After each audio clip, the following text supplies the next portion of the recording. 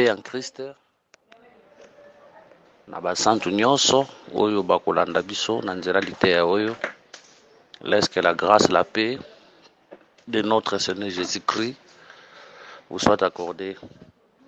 Tokomi na ngolu ya Nzambe na 4e séance na biso likolo ya mukanda ya Cantique des Cantiques.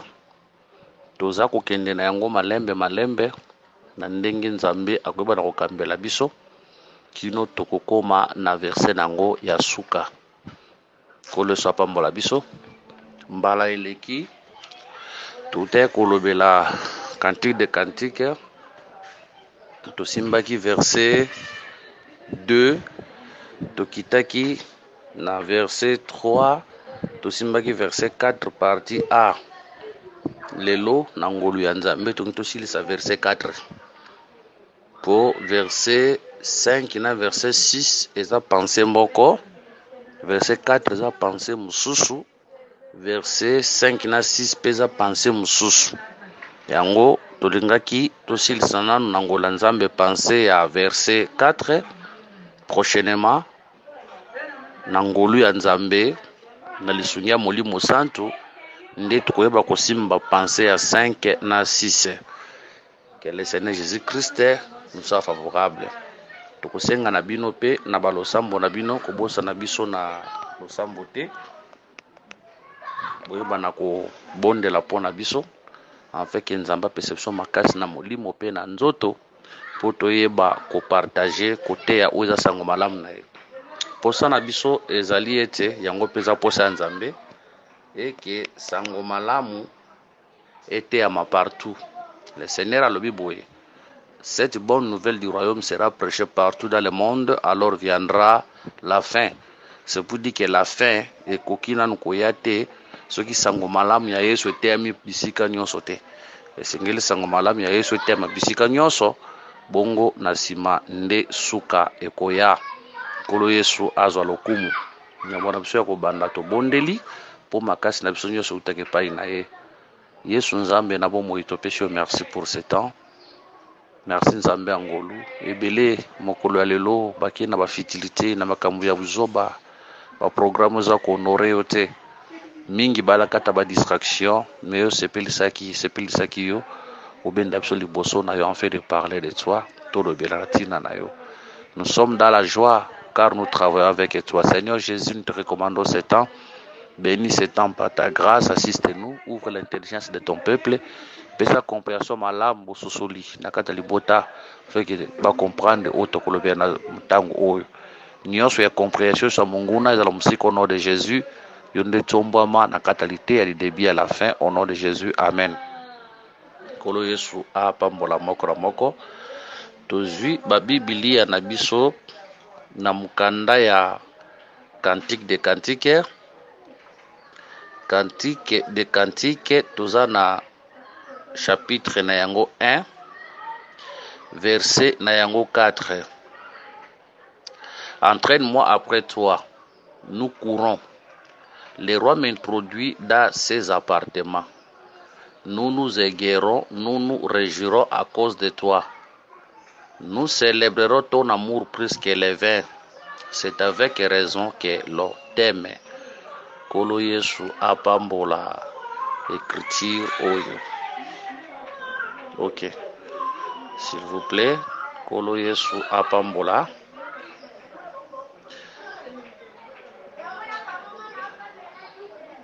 Ok.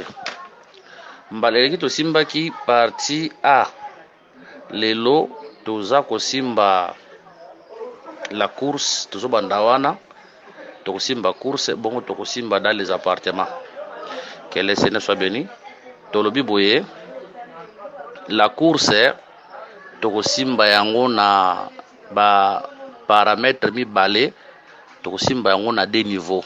Course eza moko mais toko expliquer course na ba manière mibale, ba se mibale. Moi si azoyebisa mobali na ye entraîne-moi après toi nous courons. Donc bendanga na sima na yo memanga na sima na yo bongo tokima.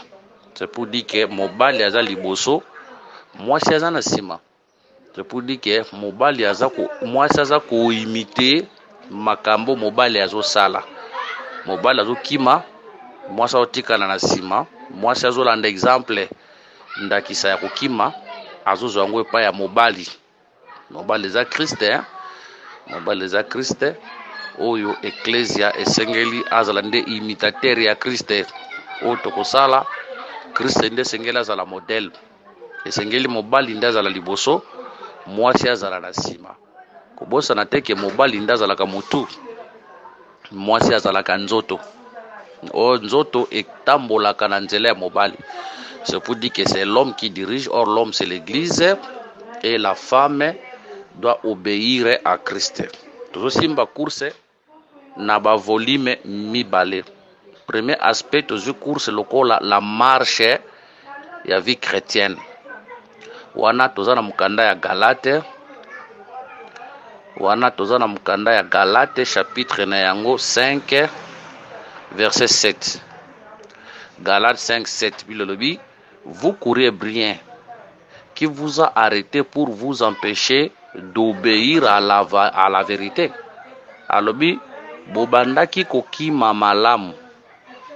Nani ayebi kotelemisa bino po botika kotosa botika kotosa na solo. De comprendre que la course c'est la marche de la vie chrétienne. Ce qui n'a kokita pe na kopesa na elobeli mususu, c'est pour dire que kokima ezande kotosa solo. Ozomona kokima muto azotosa solo ezande mutu oyo aza kokima. Kokima na likanisa nzambe eza kokima lokola ya kokima ya boyete. Ozomona kokima na likanisi ya nzambe eza lokola tangu Lot abimi, eza lokola tangu Lot abimi na, s'il vous plaît, na zolo écriture eza lokola tangu Lot abimi na Sodome. Eza lokola Lot tangu abimi na Sodome, s'il vous plaît.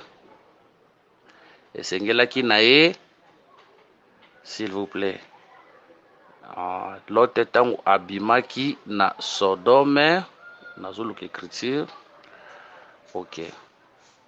Lot tangu abimaki na écriture, oh, s'il vous plaît. Nazo senga bolimbi, c'est parce que nazo luka écriture moko awa. Nazo luka écriture moko awa. OK. Nazo luka écriture moko awa. L'autre sengela katambola pour ce qu'on a Genèse 19:50 babi, après les avoir fait sortir, l'un des dit, sauve-toi pour ta vie. Ne regarde pas derrière toi et ne t'arrête pas dans toute la plaine, sauve-toi vers la montagne, de peur que tu ne périsses. L'autre leur dit, ô mon Seigneur, voici j'ai trouvé grâce à tes yeux et tu as montré la grandeur de ta miséricorde à mon égard, en me conservant la vie. Mais je ne puis me sauver à la montagne avant que les désastres m'atteignent et je périrai. Voici cette ville est assez proche pour que je m'y réfugie et elle y petite. Oh, que je puisse m'y sauver, n'est-elle pas petite et que mon âme vive? Il lui dit, voici je t'accorde cette grâce et je ne détruirai pas la ville dont tu parles. Hâte-toi d'y réfugier, car je ne puis rien faire jusqu'à ce que tu sois arrivé. C'est pour cela que l'on donna cette ville le nom de Tchoar. Hâte-toi, c'est pour dire que ça lambango. Toujours que awa bandaki kotambola marche, mais nakata marche ro bandako kende mbangu. Ko marche wande toujours ba na révélation.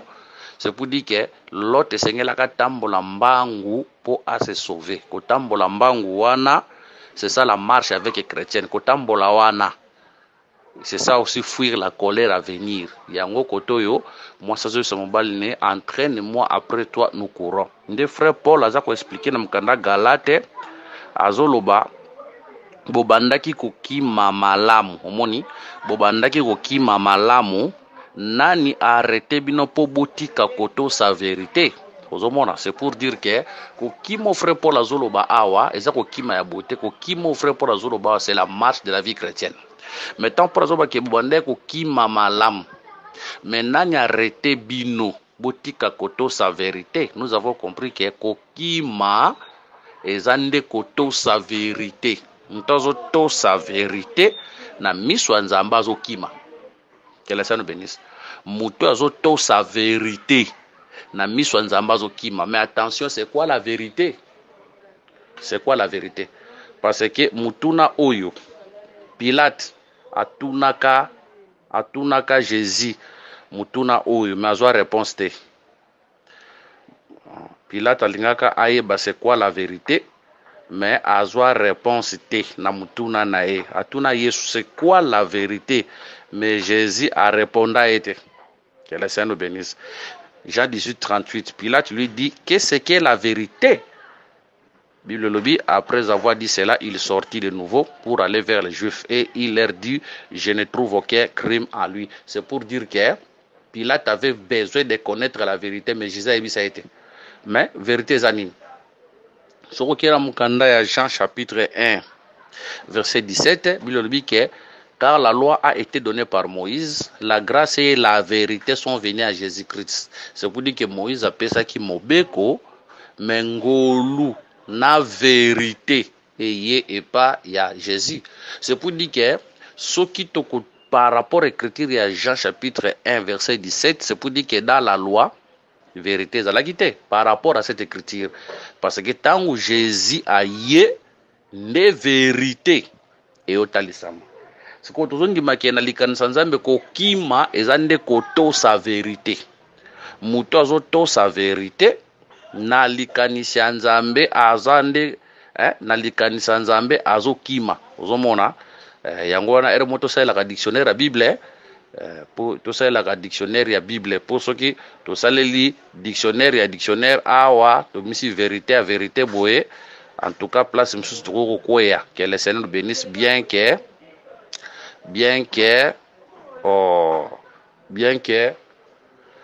dictionnaire pe ezama bete. To pese exemple tozana mukanda ya Juge chapitre 16 verset 15.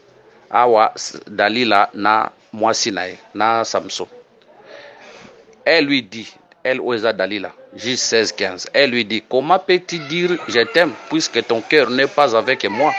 Voilà 3 fois que tu t'es joué de moi et tu ne m'as pas déclaré d'où vient ta grande force. Ok, verset 16. Comme elle allait chaque jour à le tourmenter et à l'importuner par ses instances, son âme s'impatienta à la mort. Verset 17. Il lui ouvrit son cœur, tout son cœur, et lui dit, continue. C'est pour dire que Dalila n'a pas ça aïeba vérité. Il y a force à Samson. Mais pendant 3 fois, Samson a ebisa qui est vérité. Wamoni na 4 fois nde Samson akoya ko ebisa e ozala ki vérité. Par là, nous avons compris que le Seigneur nous bénisse. Par là, nous avons compris une chose que 3 fois wana, c'est ça le temps de la loi, les prophètes et les psaumes. Moni 3 fois wana, c'est le temps de la loi, les prophètes et les psaumes. Oyo vérité zalakite, cela veut dire l'explication ya makambo zalakite. Hein? Explication ya makambo zalakite. 4e fois c'est ça le temps de la grâce ou explication et yango soko na Daniel chapitre 7 verset 19 awaza tangu Daniel azomona vision yoka makambo Daniel azoloba boye. Ensuite j'ai désiré savoir la vérité sur les 4e animal. Donc Daniel a moni 4 animaux. Maintenant biki azoluka yeba vérité sur les 4e animaux. Kuluka koyeba vérité sur les 4e animaux, cela veut dire qu'on a explication il y a 4e animaux. Par là nous avons compris que la vérité c'est l'explication. Yango tolobi que 3 fois le temps de la loi reporter les psaumes, mais vérité ça veut dire l'explication est à la quitter. Mais na 4e fois de l'explication je vais sama. Yango tolobi tant pour azo frère pour azo bana Galate 5 c'était bobanda ki kokima malamu maintenant na arrêter bino boutika koto sa vérité. Cette vérité là c'est la saine doctrine, c'est ça l'explication. C'est ça l'explication. Pour cela ni Paul okomona peuple banda ko tambola na ngolu mais akoya ko zongela makamba mobeko. Et pas ya Paul c'est pour dire que peuple aebaki na ko freiner. Que le Seigneur nous bénisse. Yango tolobi que marche avec le Seigneur bolimbisa banda ko ba place ko futela bolimbisa ba place ko futela ba makelele za makasi bolimbisa za banda ko ya ko futela to bande sika moko na ba pagano Vous comprendre, tu vas laisser mon païen. Ok, que le Seigneur nous bénisse. Ok. Tolobi ke bobanda ko kima malam qui vous a arrêté, botika ko obéir na vérité. Vérité baza ko obéir c'est la saine doctrine. C'est pour dire que ndenge ngana to ndimi litea, to ndimi saine doctrine na miso nzambe nous sommes en train de courir. Omoni ndenge to yambi litea. Ndenge to ndimi saine doctrine na miso nzambe toza ko kima. Tozo préciser pour nous que la saine doctrine c'est l'explication de la loi, les prophètes et les psaumes, c'est ça la saine doctrine. Oto yambi lelo, nde tozion na miso nzambe toza kokima, c'est ça la marche la vie chrétienne, une marche spirituelle parce que la saine doctrine est spirituelle, une marche spirituelle na miso nzambe. Que le Seigneur Jésus-Christ nous bénisse, toza kokima. Yoka siko ndenge frère Paul azo continuer koloba na mukanda ya 2 Timothée. Frère Paul a dit, Namkanda 2 Timothée chapitre 2 verset 1 à 5. Toi donc mon enfant, fortifie-toi dans la grâce qui est en Jésus-Christ. Est-ce que tu as et ce que tu as entendu de moi, à présence de beaucoup de témoins, confie-le à des hommes fidèles qui soient capables d'enseigner aussi à d'autres. Souffre avec moi comme un bon soldat de Jésus-Christ. Il n'est pas des soldats qui s'embarrassent des affaires de la vie s'il veut plaire à celui qui l'a enrôlé. Et l'athlète n'est pas couronné s'il n'a pas combattu suivant les règles. C'est pour dire que nandenge toza kokima, attention kokimo toza nakata marche na vie chrétienne ba règle zalaka. C'est pour dire que l'athlète ndenge pe ba kima kawana bazalaka pe na ba règle na bango. Biso pe na kati ya kokima na biso cela veut na kati ya marche ya vie chrétienne oto bengi koto salitea ba règle pe zalaka. Ba règle ngo zani biso règle na biso ezaka litéet règle na biso c'est la saine doctrine. Que le Seigneur nous bénisse. Nous obéissons à la vérité qui est la saine doctrine. Pe saine doctrine wana otozo to sawana yango wana pe kaka règle na biso. Tona règle mususu te libanda lité. Voilà pourquoi tout le monde a souvent bandeko baza na problème mona ndeko mususu sa muninga na yeke o sa la sagesse. Biso sagesse na biso ezalaka nde la saine doctrine. S'il y a un problème parmi nous, sagesse tokosala pour régler ces problèmes là, c'est la saine doctrine. Que le Seigneur nous bénisse. Ndenge toza kokima wana, tozo kima pona couronne, to kima pamba te, to kima pona couronne. Yoka ndenge frère Paul alobit na mukanda ya 1 Corinthiens chapitre 9 verset 24 à 25. Frère Paul alobit boye. Ne savez-vous pas que ceux qui courent dans les stades courent tous, mais qu'un seul remporte le prix? Courez de manière à les remporter. Tous ceux qui combattent s'imposent toute espèce d'abstinence et ils le font pour obtenir une couronne corruptible. Mais nous faisons-le pour une couronne incorruptible. C'est pour dire que nakata marche na biso, nenge tozo kima eza pona couronne incorruptible. Or, la couronne incorruptible, o tozo kimela, c'est la vie éternelle, c'est le royaume des cieux. Que le Seigneur nous bénisse. Wana eza premier aspect.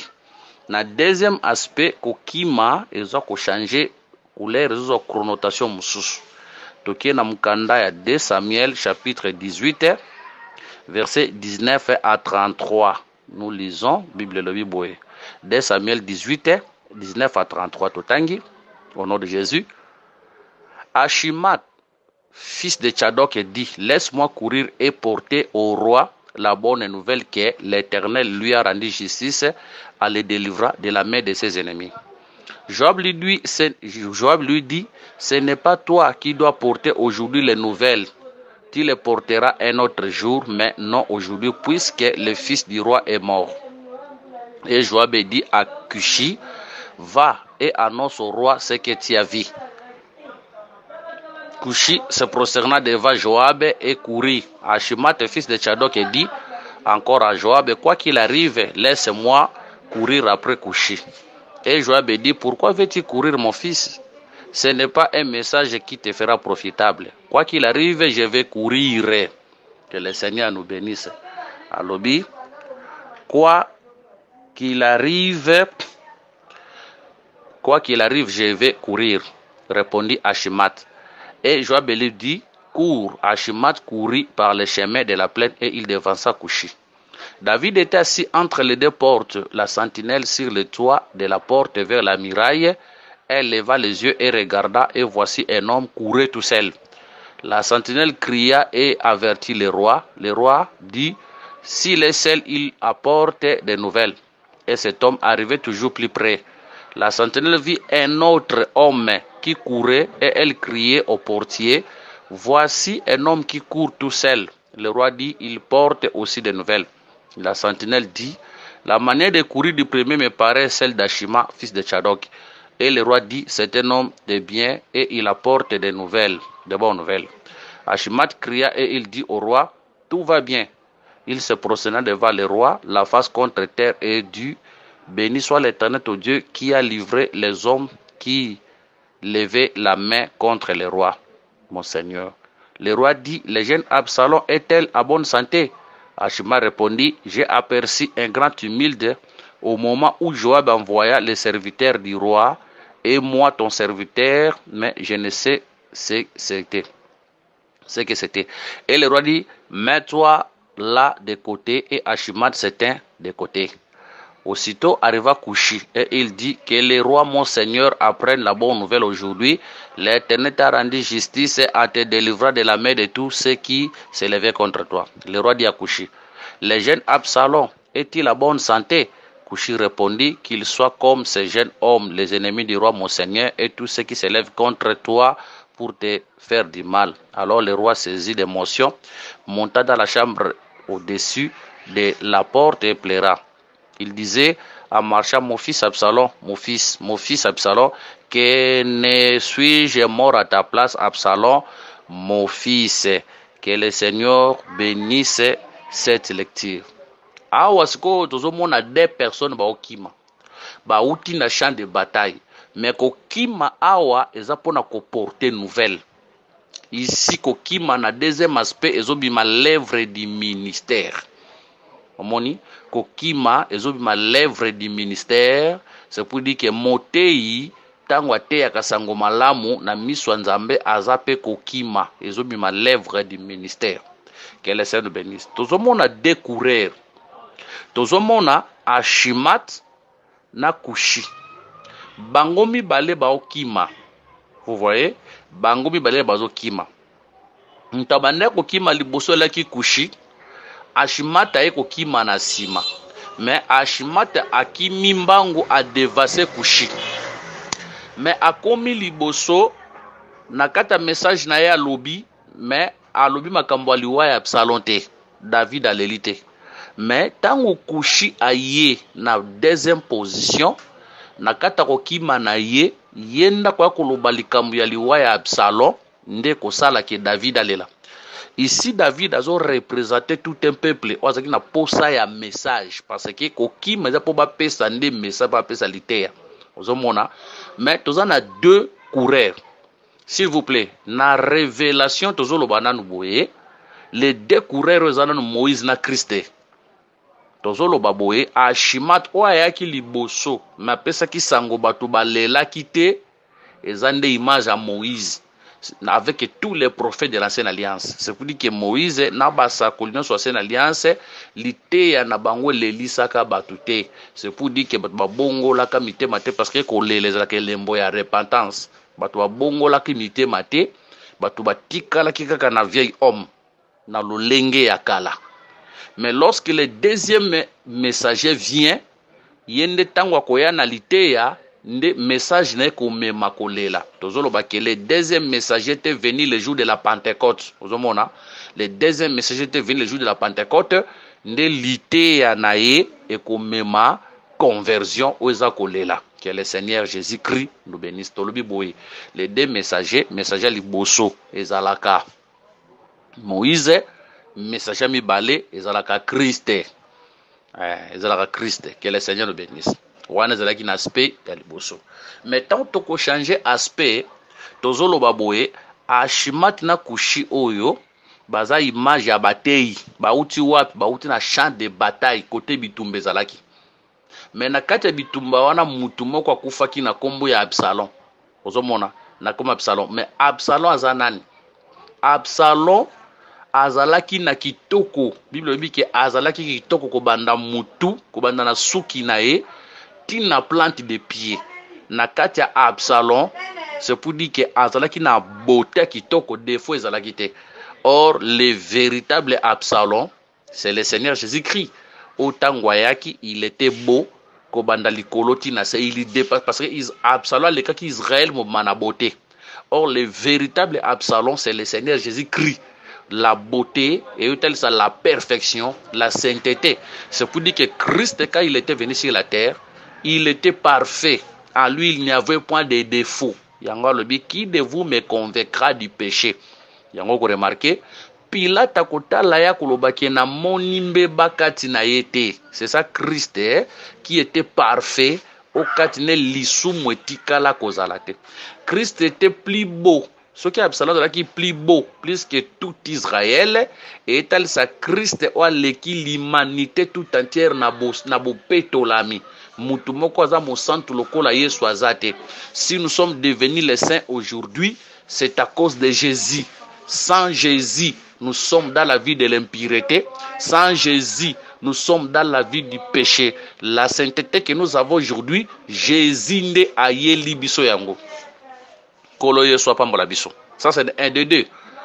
Absalom kolandisa ma signification kombo na ye elinko ba le père de la paix. C'est la signification kombo Absalom elinko ba le père de la paix. Tu comprendre que Absalom mutabota kimia.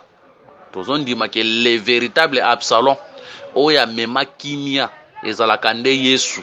Bible lobi il y a un temps pour toutes choses. Il y a un temps pour la guerre, il y a un temps pour la paix. Que le Seigneur nous bénisse. Il y a un temps pour la guerre, il y a un temps pour la guerre, il y a un temps pour la paix. Là, nous sommes dans le livre d'Ecclésiaste. Toza namukanda ya Ecclésiaste. Totangi. Ecclésiaste chapitre 3 verset 8. Un temps pour aimer et un temps pour haïr, un temps pour la guerre et un temps pour la paix. Vous voyez? Or, quand on voit le temps de la guerre, c'est le temps où il y a conflit. C'est ça l'ancienne alliance. Mais le temps de la paix, c'est le temps de la grâce. Que le Seigneur nous bénisse. Aujourd'hui, Romains, chapitre 10, verset 5. Il est écrit, s'il vous plaît, ce n'est pas ça. Na louk écriture, supporter ngai, bo tenir nga na rigueur. Je cherche une écriture. Nazul écriture moko bolimbisi tozul écriture moko.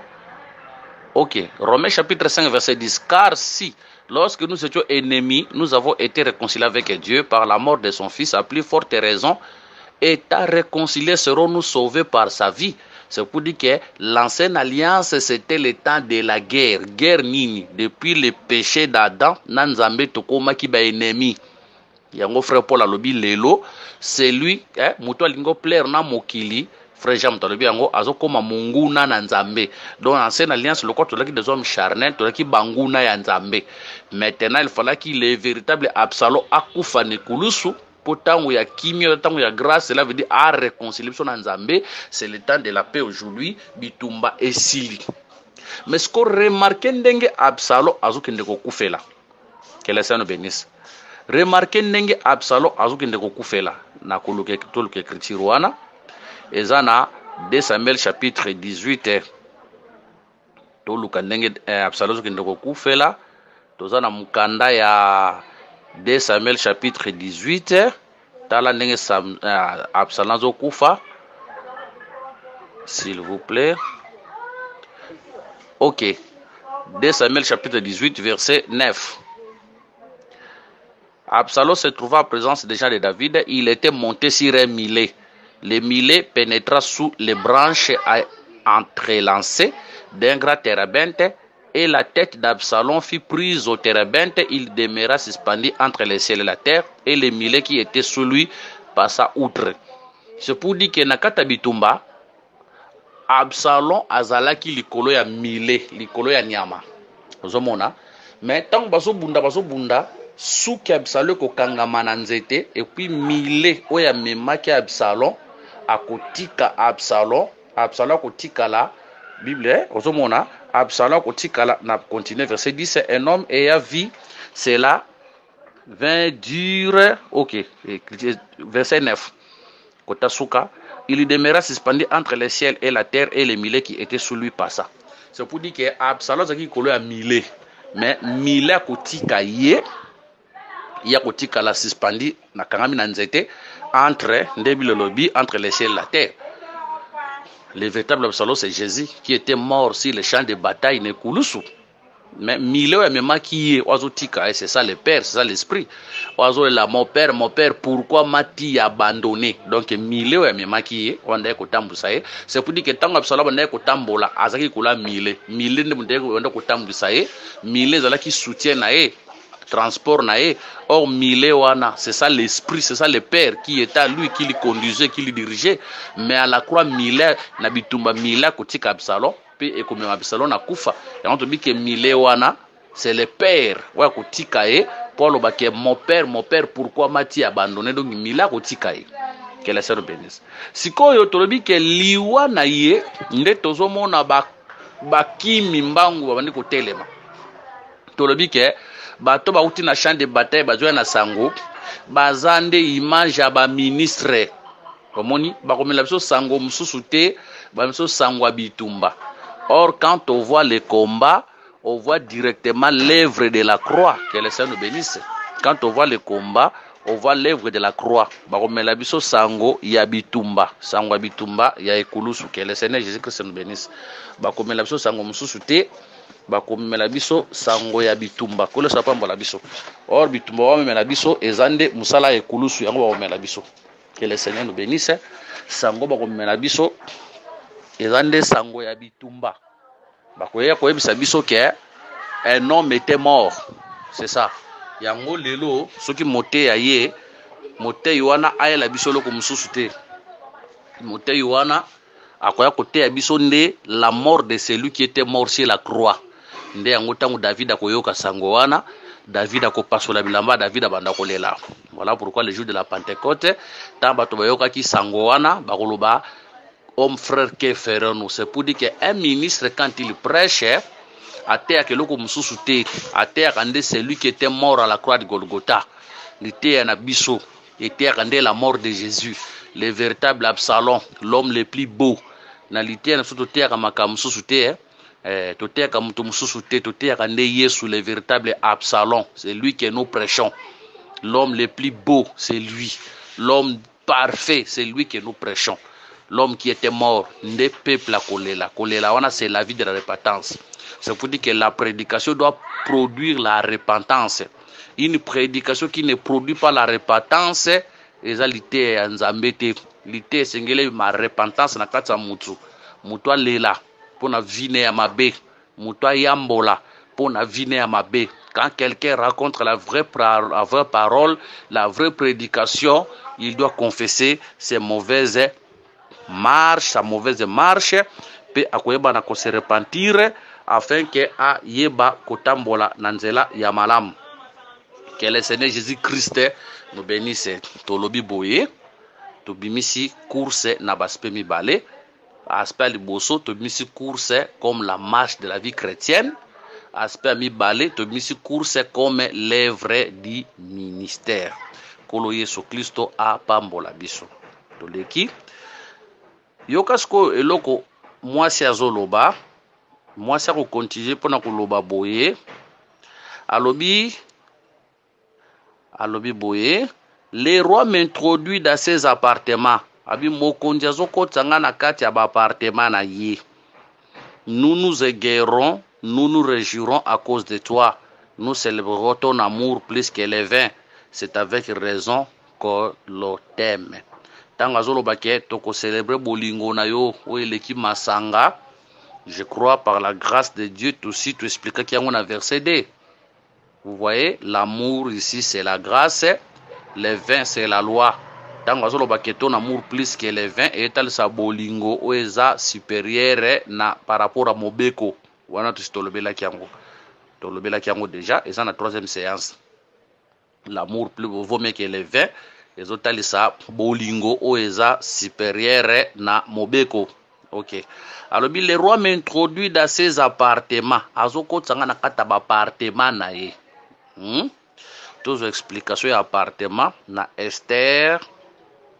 Tozo explication appartement na Esther chapitre 2 verset 9.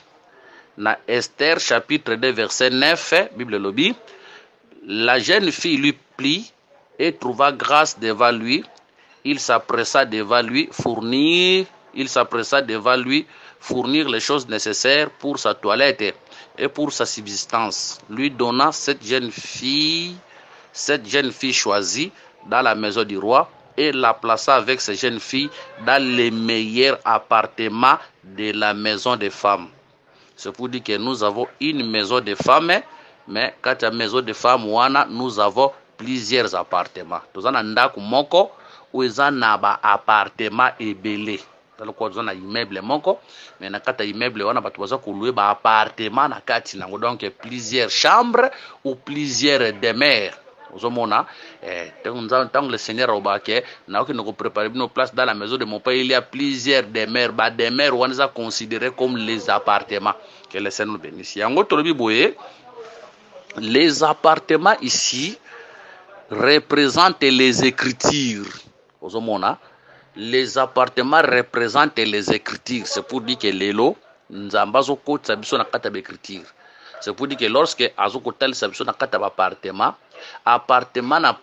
ezana lolengi na yango. Il y a des choses que nous découvrons dans chaque appartement. Voilà pourquoi il faut kota na kati ya appartement, il faut mobali nda koti sabiso.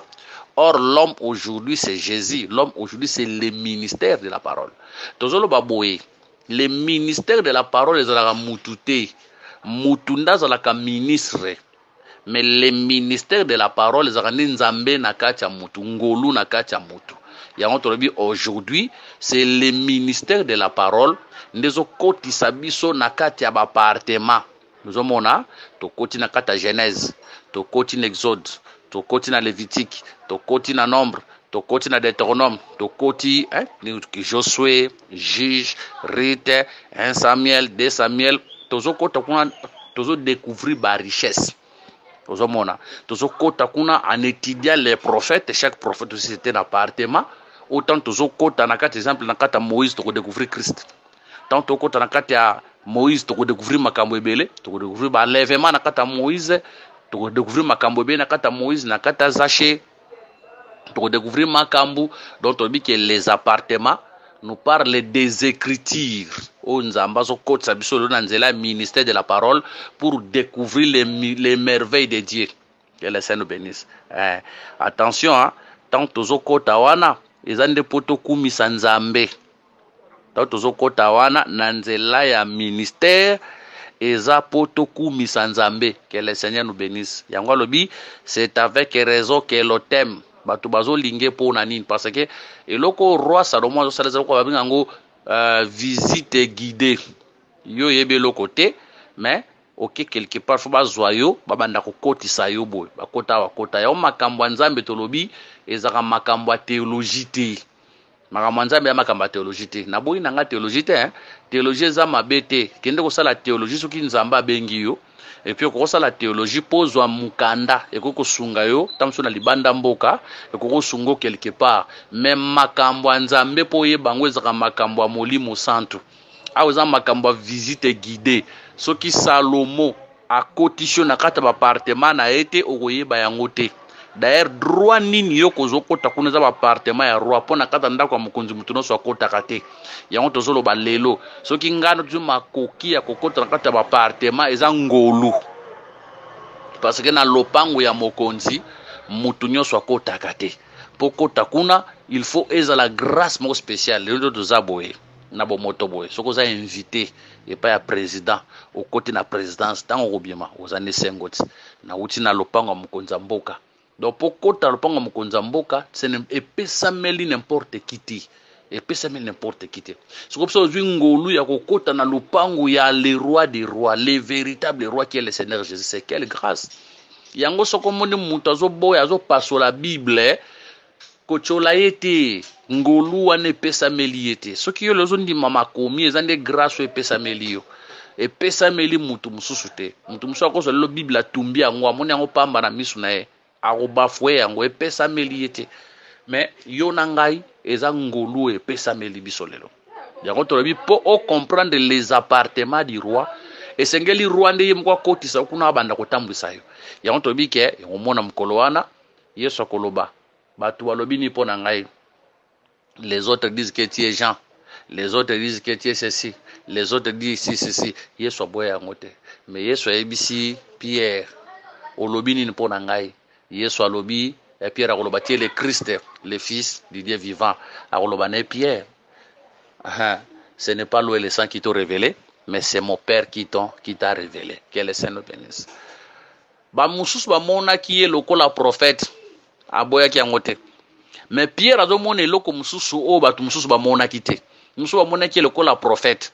Mais Pierre a demandé loko mususu ba mona ki te. Sikoyo po o mona loko Pierre a mona ki il faut zana molimo, faut papa révéler. Mais ce qui papa révélé, c'est comme les musulmans aujourd'hui, ils croient que Jésus est un prophète.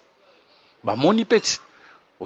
Bah que c'est n'était bateau que les autres disent que tu es pour bateau na baloba qui est aux l'un des prophètes. Bah musulmans peut mon rappel Jésus comme la prophète. Non seulement bah musulmans, ils appellent na bateau bah région bele bateau bele bandima que Jésus est prophète. Mais ce que yebisi bon que Jésus est le Christ. Le fils du Dieu vivant, wana ba boya. Sikopo ondima que Jésus est le Christ, le fils du Dieu vivant. D'ailleurs, Christ linko lobanini. Christ linko banini. S'il vous plaît, na luka écriture moko awa bolimbisa. Na luka écriture moko pour te préparer ki yango te. OK, ezaka nzambe ndenga salaka na katalite ya eye. Toza na mukanda ya Matthieu. Tozana mukanda ya Matthieu. Tokozwa mukanda ya Matthieu, s'il vous plaît. OK. Matthieu 26 et 63. Jésus garda le silence et le souverain serviteur prenant la parole lui dit: Je t'enjure par le Dieu vivant de nous dire si tu es le Christ, le Fils de Dieu. Omoni, alobi si tu es le Christ, le Fils de Dieu. OK. Tozui Matthieu chapitre 16, verset 16. Simon Pierre répondit: Tu es le Christ, le Fils du Dieu vivant. Simon Pierre, Père a révélé. Mais quand on souverain secrétaire a koloba boye, Yesu kolobane tu l'as dit. Tant Yesu kolobane tu l'as dit, sur la suite na yango, on remarqué souverain sacrificateur a compassion. Jésus répondit: Tu l'as dit. Depuis, je vous l'ai dit, vous verrez désormais le Fils de l'homme assis à la droite de la puissance de Dieu et verra sur les nuées du ciel. Alors le souverain sacrificateur déchira ses vêtements, disant: Il a blasphémé. Qu'avons-nous besoin de témoins? Voici, vous venez d'attendre ce blasphème que vous ensemble. C'est par la révélation. Et là, papa n'a pas révélé Pierre que Jésus a Christ,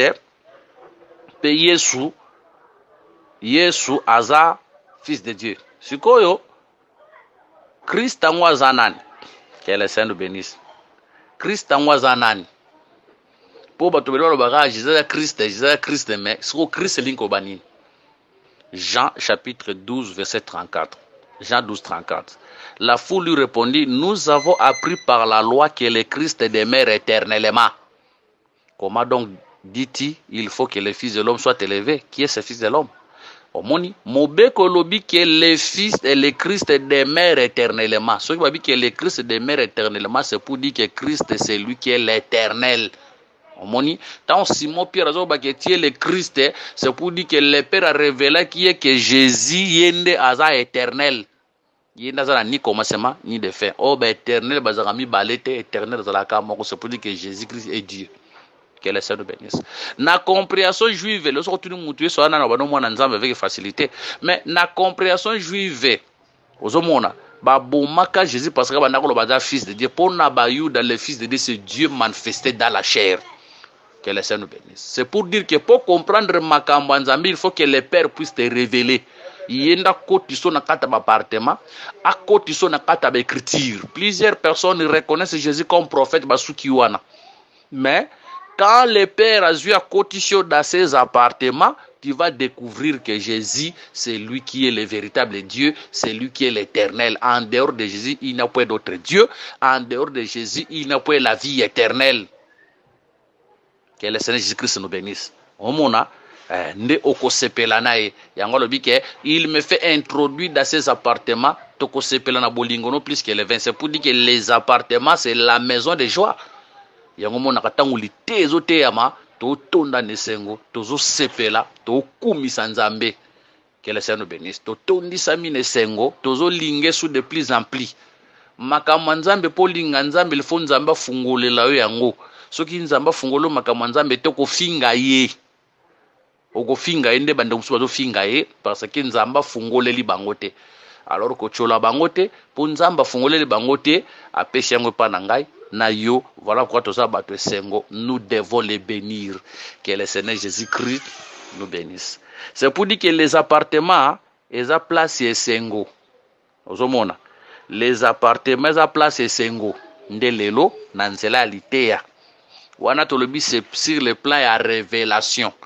Mais ceux qui tokokende sur les plans prophétiques, tobi les appartements, s'il vous plaît, dans un aspect oyo, les appartements comme les lieux de la joie, où est-ce que toko sepe la paix, ils appellent l'enlèvement, ils appellent le ciel, attention, en réaction, on a prophétie. Na révélation, dans le biais, ça les lots, auto sepe la tante aux qualités, on a la révélation. Mais surtout, une prophétie, maison et sengo, appartement, ndako et sengo, ils ont d'enlèvement. Pourquoi nous disons cela? C'est pour dire que les lots, ato sombi mutuka, ils ont mabete, ils ont malabu. Donc, non aspect orate. C'est pour dire que les lots, lorsque la parole est prêchée, tous ces pelati, mais maladie ezali, kouf ezali, nzale ezali, baso bengana bana ba classe, ozomona. Tous ces pelati bien sûr, mais ba passe ya mokilio ezali. Alors baki vous aurez sentible, pour soma mutuka, pinez du problème. Okosoma mutuka stérilité va moi saison kobota tamsu kozanga kobala babi tumba par-ci par-là mais tangu tokokoma ka mukolo wana kuna nde tokosepelaka kuna passe kozalate kuna stérilité kozalate kuna célibé kozalate kuna chômage kozalate kuna kozala esengo na esengo. Que la Seigneur nous bénisse. Kuna kozala esengo na esengo. Si le plan prophétique, tout le que les appartements, et si kaya esengo, si le plan prophétique, c'est le royaume de Sié, kunande tangu tokokota, tokunyo komate tokosepela kana kosepela.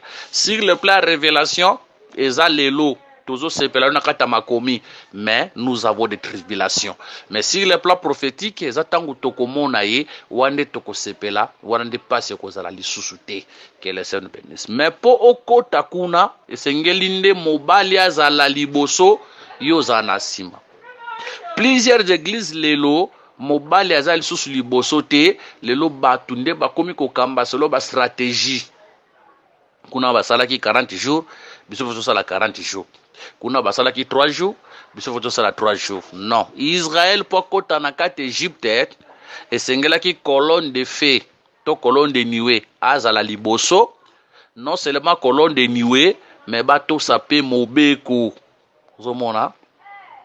Nous avons la colonne de feu, la colonne de nuée, et nous avons la loi. La colonne de nuée, lorsque les saints vivent, il vous conduira. La colonne de nuée, c'était tout est conducteur pour conduire. Aujourd'hui, pour nous, la colonne de nuée, c'est le Saint-Esprit. La loi, pour nous, aujourd'hui, c'est la Sainte Doctrine. C'est pour dire que l'Ecclésia est kamba manamoli momo santu. Non seulement namoli mo santu, tant comme manamoli mo santu, ça la saine doctrine. Lorsque nous sommes conduits par le Saint-Esprit, l'église kamba manamoli mo santu, l'église sengeli respecter sainte doctrine. Tala, nakata ensemble nous devons laisser aussi la place au Saint-Esprit. Le Saint-Esprit a dirigé biso. Et a été moté, les qui n'a cher qui ne côté à l'ité a mis poneli n'andenge na peuple les arabes peuple n'absurde peuple nzambe. C'est pour dire qu'avant qu'un prédicateur puisse prier et prêcher, il faut abonder là. Ayo kapé nzamba tout nzambe qui dois-je prêcher. Nzamba pèse un message. Le nom de conférence tout comme on a lelo, batu bazo kwa côté pour démontrer la connaissance, mais peu de prédicateurs bazo taba bon de la Seigneur qui dois-je prêcher. Seigneur na lobanini. Peuple bazala bisote, peuple bazala nzambe. Donc nous devons prier avant de prêcher afin que Dieu puisse nous donner le message. Moni et belé bazo transmettre connaissance mais une connaissance sans vie. omona mutaleki na chez azoteya ba démonstration ba connaissance ebele azoteya yango d'ailleurs na motif impur pour démontrer qu'il est réalité que le Seigneur nous bénisse démonstration connaissance bolimbis eza mabete eza malamu mais nous devons aussi prier afin que Dieu puisse nous donner les messages au bon délai omona muto babengi na koteya abi bon noteya bango si les 700 hein noteya bango si les 24 vierres eza mabete mais nzambe ndatindo teya yango nzambe ndayebaka ntan bato bazotraverse oketa na église moko bosongolo nzambe abi problème baza nango na kati église wana bondela nzambe nzambe akopesa message zo correspondre na ntan wana bango bazotraverse que le Saint bénisse même dans nos vies personnelles esengeli toyeba kosala biloko wana le Saint-Esprit na sainte doctrine laissons le Saint-Esprit prendre le contrôle tika molimo santo akamba yo prends le temps de prier consulte Dieu avant de faire quelque chose eza na choix libala avosala bondela nzamba orienté yo na musala dans tout ce que tu fais prends aussi le temps de consulter Dieu nzambe liboso que Dieu puisse t'orienter que Dieu puisse te parler ebele baza ko échouer lelo parce que basala makambo bango moko sa consulter Dieu